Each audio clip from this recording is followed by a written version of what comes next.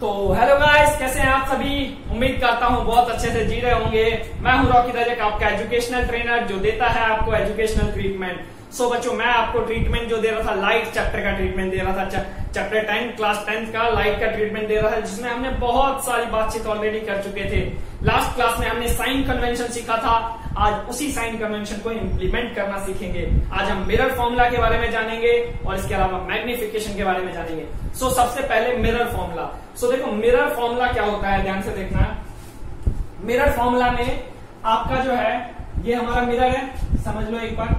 Mirror है, ये principal axis है, ये हमारा पोल है। अब मान लिया भाई मैंने यहाँ ऑब्जेक्ट रख दिया, ये ऑब्जेक्ट जो यहाँ रखा, यहां से यहाँ का जो डिस्टेंस होगा ना ऑब्जेक्ट से यहाँ तक का, इसको बोलेंगे यू। ऑब्जेक्ट से पोल तक का जो डिस्टेंस होता है उसको क्या बोला जाता है, यू। और इसके अलावा जो बीच में एफ और सी था, इस एफ और पी के बीच में जो डिस्टेंस होता है उसको बोला जाता है एफ, मतलब कि फोकल लेंथ। Focal length. अब मान लो अगर इमेज हमारा राइट साइड में बन जाए, मान लिया लेफ्ट साइड में ज्यादा कॉम्प्लेक्सिटी है, लेफ्ट में ही बन सकता है, बुरा मत मानना, लेकिन मैं राइट में बना रहा हूं। राइट में अगर मान लिया मैंने यहाँ इमेज बना दिया, तो यहां से यहाँ का जो डिस्टेंस होगा उसको बोलेंगे वी, उसको बोलेंगे वी। मतलब कि ऑब्जेक्ट का डिस्टेंस u, इमेज का distance v, focal length f। सो इसके बीच में रिलेशन को हम बोलते हैं मिरर फॉर्मूला। और रिलेशन क्या होता है हमारे पास, 1/f is equal to 1/v plus में 1/u। अब ये फॉर्मूला कहां से आया, कैसे आया, ये जानने की जरूरत नहीं है, क्योंकि हमें बस 10वीं ही अभी करना है। 10th में 90 प्लस प्लस लाना है, फिर आगे जब हम साइंस लेंगे तो हम जाकर थोड़ा सा डिटेल में 12th क्लास में जानेंगे। तो इस क्लास में बस इतना ही समझना है कि ये फॉर्मूला जो है इसको बोलते हैं हम मिरर फॉर्मूला। ये कहां से आया, कैसे आया, उससे हमें बिल्कुल भी मतलब नहीं है। सो ये क्या है हमारा, it's a mirror formula. It's a mirror formula. So ये हमारा मिरर फॉर्मूला है। इसके अंदर एफ की वैल्यू, आपका एफ क्या है, फोकल लेंथ, v क्या है आपका इमेज का डिस्टेंस, u क्या है ऑब्जेक्ट का डिस्टेंस। अब इसमें आपको जो है f की वैल्यू क्या हो सकता है, पॉजिटिव नेगेटिव दोनों हो सकता है। सो पॉजिटिव कब होगा, जब कॉन्वेक्स होगा। आपको बताया था कॉन्वेक्स का जो है फोकल लेंथ, ये लिख लेना, गांठ बांध लो, बहुत इंपॉर्टेंट सूचना है, क्वेश्चन हेल्प करने में जबरदस्त मदद करेगा। सो कॉन्वेक्स में f की value always positive. Convex mirror में, लेंस में भी सेम रहता है, लेंस में भी अभी अगला जो है लेंस फॉर्मूला पढ़ेंगे अभी जब लेंस पे आएंगे।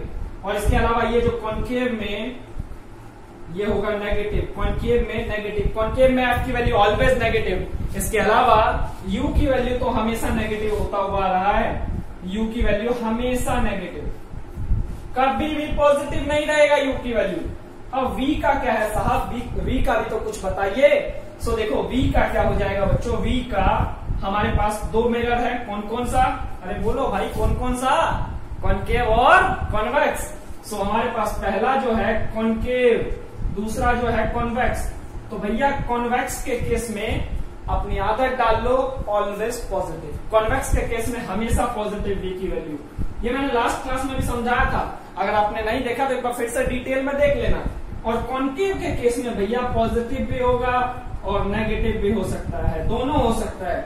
सो पहले 5 केस में जब हमने ऑब्जेक्ट को F और P के बीच में नहीं रखा तो पॉजिटिव, ये लिख लेना, पहले 5 केस में पॉजिटिव। और जब आखिरी वाला केस, जब ऑब्जेक्ट को हमने कहां रख दिया, F और P के बीच में, between object between F and P। So focus और पोल के बीच में ऑब्जेक्ट को रखा, तो जो इमेज बनेगी ना आपकी, वो इमेज कैसी होगी, उसमें जो इसका इमेज का डिस्टेंस जो होगा नेगेटिव हो जाएगा। सॉरी उल्टा कर दिया मैंने, इसमें पॉजिटिव होगा और यहाँ पे नेगेटिव होगा। इसमें पॉजिटिव क्योंकि इसमें बिहाइंड द मिरर बन जाता है, लास्ट वाले केस में बिहाइंड द मिरर बन जाता है, सो दैट्स व्हाई वहां पॉजिटिव आता है। समझ पाए इसमें कि आपका जो है ये सारा जो है मिरर फॉर्मूला का खेल है। अब नेक्स्ट होता है मैग्निफिकेशन। क्या होता है, सो देखो मैग्निफिकेशन आपका क्या होता है, स्क्रीनशॉट ले लो जरूरत है तो। मैग्निफिकेशन क्या होता है बच्चों, मैग्निफिकेशन होता है कि कोई भी मिरर या कोई भी लेंस चीजों को कितना ज्यादा मैग्नीफाई कर पा रहा है। जैसे देखो मैं ये मार्कर है, ये मार्कर जो है मैं कैमरे के जैसे जैसे पास लाऊंगा आपको बड़ा होके दिखता जा रहा है, मतलब कि जैसे बहुत पास लाया बहुत ज्यादा मैग्नीफाई हो गया, दूर लेकर गया छोटा हो गया। मतलब कि यही स्मॉल और लार्ज होना है, इमेज का मिरर से ऑब्जेक्ट की साइज के रिस्पेक्ट में बड़ा या छोटा होना। यहाँ पास लाया तो क्या है, इसका मैग्निफिकेशन बढ़ गया, और जब दूर लाया तो मैग्निफिकेशन घट गया। तो इसी को हम क्या बोलते हैं, मैग्निफिकेशन, मतलब कि कितना चीजों को एनलार्ज करेगा और कितना चीजों को छोटा करेगा। सो हम ये कह सकते हैं it is the ratio of height of image upon में हाइट ऑफ ऑब्जेक्ट। ये किसका रेशियो होता है, ऑब्जेक्ट का और इमेज का और ऑब्जेक्ट का हाइट का रेशियो। सो देखना समझना, इसको मिटा रहा हूं मैं, छाप लो इसको, जरूरी है। सो आपका जो है, अगर चैनल पे देखे नए हैं तो सब्सक्राइब कर लीजिए, अपने दोस्तों में भी शेयर कर लीजिए, क्योंकि मुझे पता है अगर आप यहां तक पहुंचे हैं तो इंटरेस्टिंग लग रहा होगा, देखने में मजा आ रहा होगा और समझ में भी आ रहा होगा। तो बच्चों अभी समझ में आ रहा ना, आगे भी बहुत अच्छे से समझ में आएगा, क्योंकि ये तो बस शुरुआत है। सो जो हमारा मैग्निफिकेशन देखना एम से डिनोट करते हैं। मैग्निफिकेशन आपको बताया it is the ratio of height of image. Height of image को किससे डिनोट करते थे, एच डैश, और हाइट ऑफ ऑब्जेक्ट, इन दोनों का रेशियो होता है। तो सिंपल लैंग्वेज में ये भी कह सकते हो, हाउ अ मिरर और लेंस कैन मैग्नीफाई और एनलार्ज और smaller the image with respect to object. कि मतलब कोई भी मिरर या कोई भी लेंस जो है ऑब्जेक्ट या इमेज को कितना ज्यादा एनलार्ज करेगा या कितना ज्यादा उसके साइज को रिड्यूस करेगा। स्मॉलर मत लिखना, रिड्यूस लिख लेना, रिड्यूस बार अच्छा लगेगा। सो हमारा मैग्निफिकेशन का ये फॉर्मूला है। सो इसके अलावा एक और फॉर्मूला होता है, एक और क्या, कि भाई ratio of M is equal to ratio of minus of image का डिस्टेंस अपॉन में ऑब्जेक्ट का distance minus B by U. ये भी आपका क्या होता है, मैग्निफिकेशन होता है। सो इन दोनों को आपस में कम्युनिकेट भी कर सकते हो, ऐसे भी लिख सकते हो, एच डैश अपॉन में H not is equal to V minus V upon में यू। ये भी फॉर्मूला होता है। सो दोनों फॉर्मूला का यूज कर सकते हो। अगर मान लो इस वाले फॉर्मूले में आपको बोला कि भाई हाइट ऑफ इमेज दे रखा है, हाइट ऑफ ऑब्जेक्ट दे रखा है, तो मैग्निफिकेशन निकालना, मतलब तीनों में से दो चीज दे रखी होगी, तीसरा पूछेगा।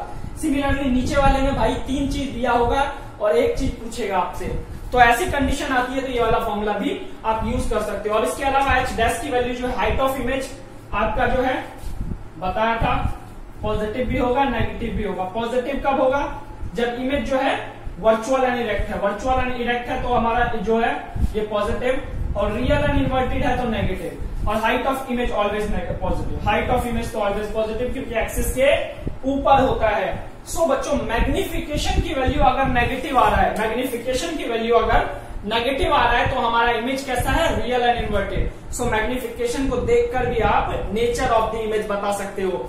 सो हमारा एम की वैल्यू नेगेटिव है तो रियल एंड इन्वर्टेड इमेज होगा, एम की वैल्यू पॉजिटिव है तो वर्चुअल एंड इरेक्ट हो जाएगा इमेज जो होगा वर्चुअल एंड इरेक्ट हो जाएगा। सो ये बातचीत लिख लेना, न्यूमेरिकल सॉल्व करने में बहुत हेल्प करेगा। अभी आगे हम न्यूमेरिकल सॉल्व करेंगे बड़े प्यार से, बड़े मस्त तरीके से। सो ठीक है, उम्मीद करता हूं मैग्निफिकेशन और लेंस फॉर्मूला समझ में आया होगा, और कैसा समझ में आया कमेंट में जरूर बताना।